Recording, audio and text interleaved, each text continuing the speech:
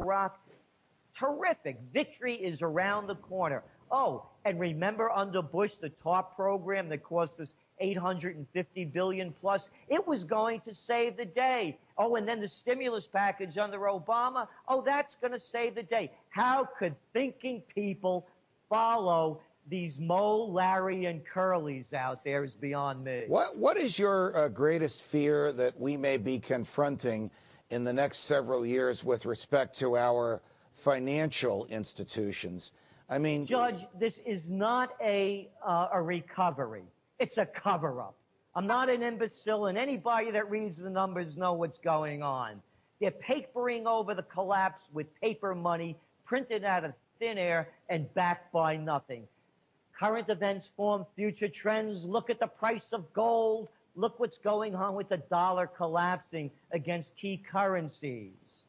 They're going to, what we fear is that with each failure, they parlay it up into a bigger failure. We're concerned about war, that after the financial games run out, then what they do, whether it's a false flag attack, remember the Maine, the Gulf of Tonkin, Saddam Hussein has weapons of mass destruction and ties to Al-Qaeda. It may be either real or fabricated. In any event, that's what we're afraid of, is that when all else fails, they'll take you to war. History, just look at history. They do it all the time. American, English, Italian, you name it.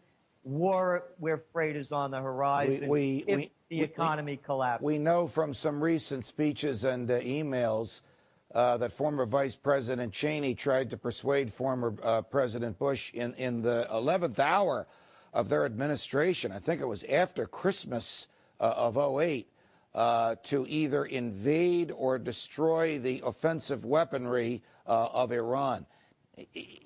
Since war is the health of the state, since the government always gets more power and can more easily extract more money from us during war, do you think that President Obama will use the same means to enhance power that many of his predecessors have done? Jerry Celente. I put nothing past President Obama or anyone else.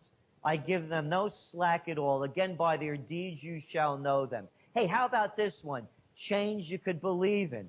When you look at the Obama administration, it looks a lot like the old Clinton administration and like the old Bush administration. Oh, now he's bringing someone in for truck safety, and she's the former lobbyist for the trucking industry. I mean, again, look what they're doing. I don't trust any of them by their read my lips, no new taxes. I didn't have sex with that woman, Monica Lewinsky. I smoked, but I didn't inhale. Who would believe these people? We are chatting with Gerald Celente, who's the director of the Trends Research Institute, and who is one of the few economists to predict the problems from which we've all been suffering for the past year and a half or so.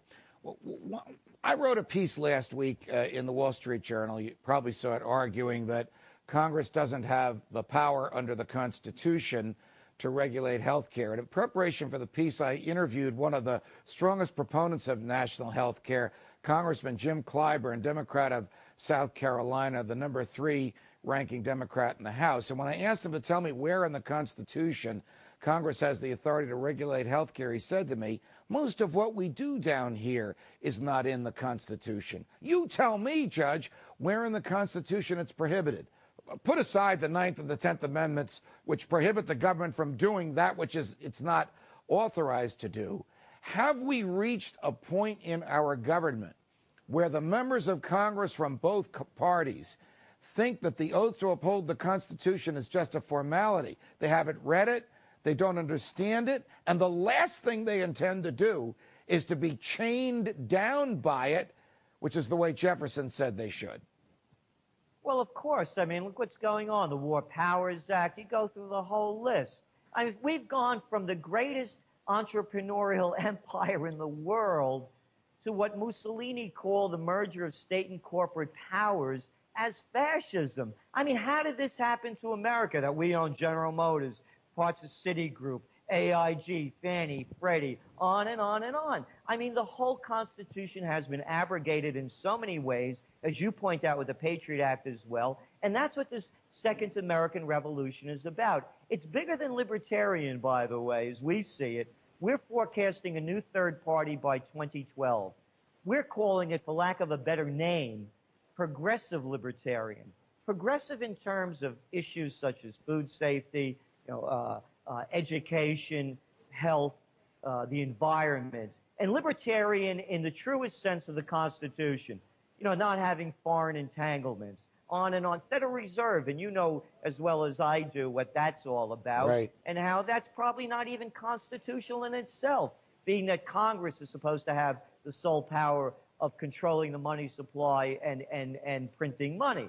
So we're looking at really an end of Empire America as we know it, and a new third party emerging. When did we ever grow up when politicians became career politicians? This becomes their job. It used to be Mr. Smith went to Washington, served 1 or 2 terms, and went back home. Gerry Celente, always a pleasure. Thanks for joining us on Freedom Watch. Hey, thank you, Judge.